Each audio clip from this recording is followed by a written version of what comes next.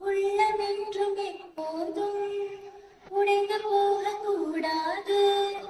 என்ன இந்த வாழ்க்கை என்ற எண்ணம் தோன்றக்கூடாது. எந்த மனித நெஞ்சுக்குள் காயமில்லை சொல்லுங்கள்.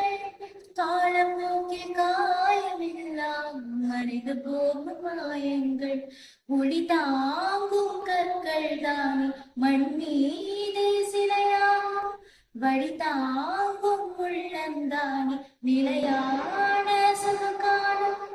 யாருக்கில்லை போராட்டம், கண்ணில் என்ன நீரோட்டம். ஒரு கனவு கண்டால் அதை தினம் முயன்றால் ஒரு நாளில் நிஜமாகும். மனமே ஓ மனமே நீ மாறிவிடு.